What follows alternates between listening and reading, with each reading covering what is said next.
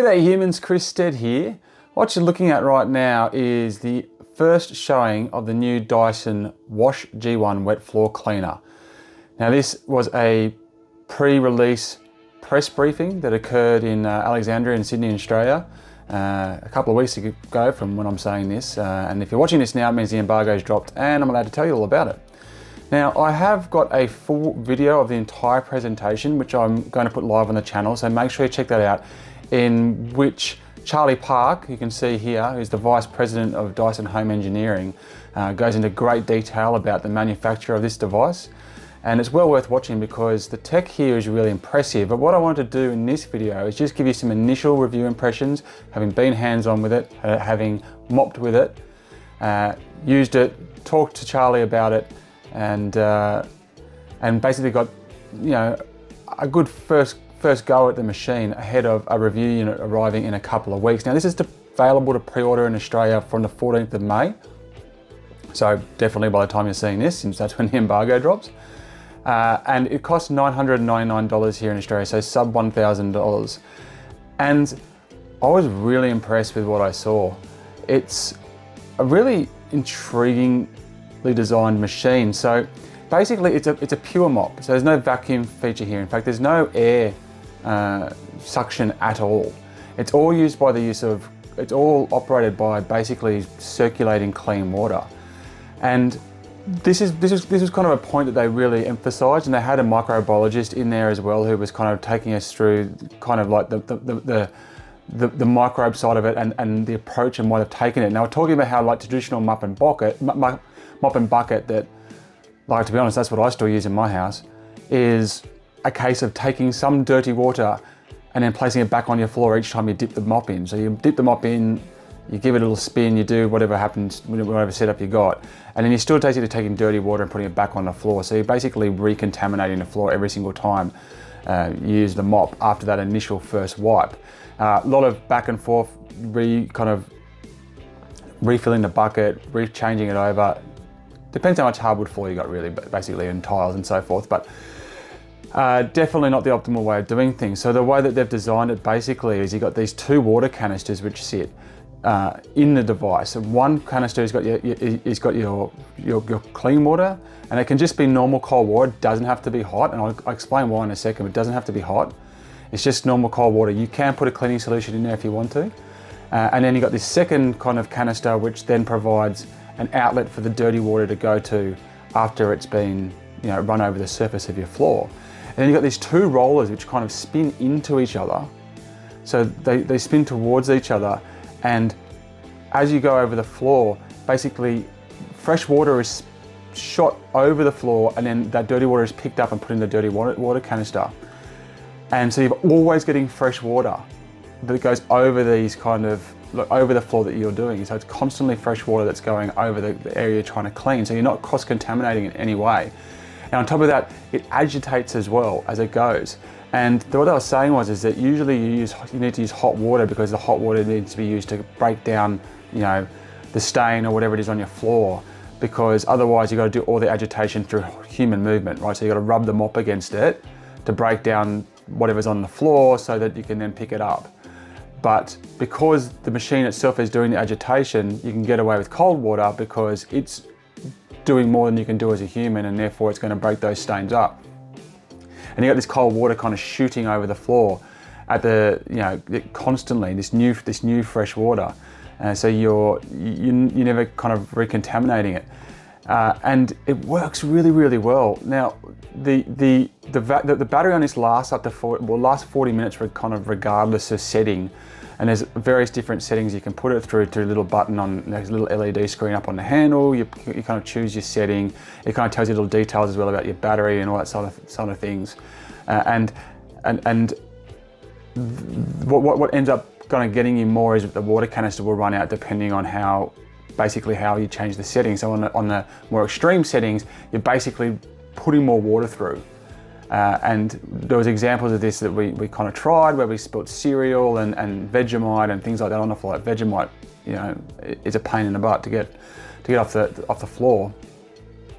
and you just put the power up and basically just churn straight over it. So you can do up to 40 minutes, but the water canister is what's going to end up holding you back.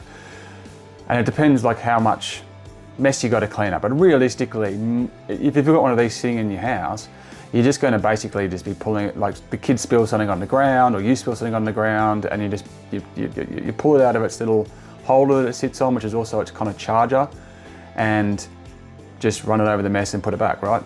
The water canisters just clip off easily. You just pour them out, and they can also machine. I asked about this specifically. You can't put it in just your washing machine, your dishwasher, sorry.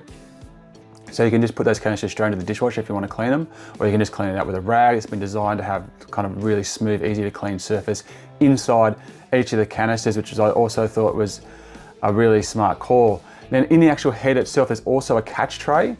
So it's got this, I think, it's ridiculous micro fiber style mesh on it, so that basically all the liquid goes through it, anything solid catches in it, and it just clips out. Like you can do it one-handed. You basically just clip that out, and then you look inside, and everything that's kind of a solid that you've picked up on your travels will be in there, and then you can just tip that out and put it in the bin.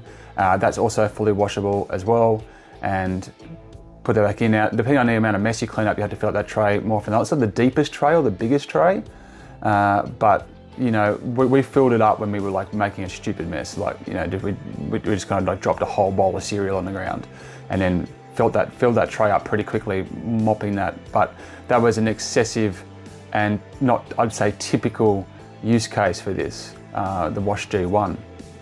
Now, in terms of the actual pickup, like really impressive. Like pretty much just one rollover, even some pretty like decent spills was enough. It wasn't like you had to kind of go over it multiple times. So even, you know, that's just going to give you even better longevity out of your canister fill, but also longevity out of your battery life. It's quite a heavy device when you just kind of pick it up and move it, like just pick it up and it's off. Like not extreme, but it's definitely got some weight to it. However, once it's going, it just glides over the floor. Moves really, really easily, kind of almost like, you know, like an air hockey puck on an air hockey table, kind of just like, it's almost like it's cushioned slightly, which is weird because there's no airflow at all. I forgot to mention as well, one of the things about not having air kind of suction at all is that there's no offshoots of air. So one of the things I was saying is that, you know, when you use air-related devices, that there's an odor that develops because you're blasting basically into the spill, and then that odor then pushes out to the sides. But that doesn't happen in this because there's obviously no air getting pushed down. But it does feel that kind of like there is when you're kind of moving it. And it's got like a reticulating headpiece that allows you to pretty much swivel, not 90 degrees, but it's a pretty tight turning circle, but you can also just lower the handle down. And we see this on the vacuums as well, right? Lower the handle down to just get under pretty low spots. I'm not sure what the clearance is, but from what I could see, I reckon the clearance was somewhere in the vicinity of 20 centimeters. So you can kind of move it about and everything like that. And yeah, and it charges pretty quickly. The interesting thing I thought was the fact that the actual charger is the holder. So when you kind of sit it back into the thing, you've got this lithium-ion battery to sit on this charger permanently. Now that was a big concern of mine personally, because I have had a massive lithium-ion battery fire, and I'd ask you to check out the channel and follow along, because I'm about to do a heap of content around fire insurance and everything that we went through getting our house rebuilt. But so I was like, whoa, you know, you're going to just leave this sitting there charging permanently, basically, when it's on the charger.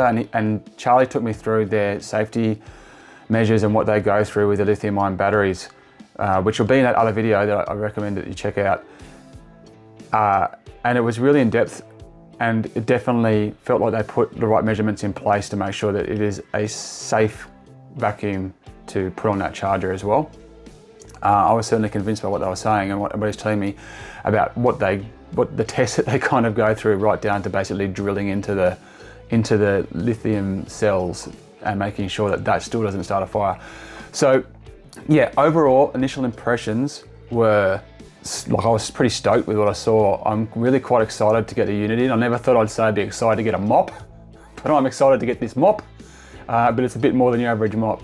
And as someone with 3 young children and who's constantly battling keeping our hardwood floor clean, I am quite excited to kind of how this is going to minimize the work and the effort required to keep that floor clean, because like I said, it's just sitting on a stand somewhere. You just pick it up, push the button, off you go.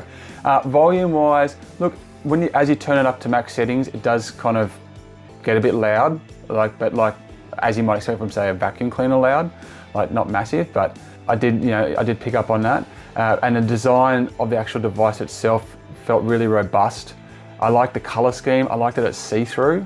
They actually spoke to that specifically, saying how there was pushback within the company that no one wants to see the dirt, the dust, and all that kind of stuff. And the pushback from the top was actually, no, you do want to see that because it shows you what you're cleaning, and it shows you that it's doing something.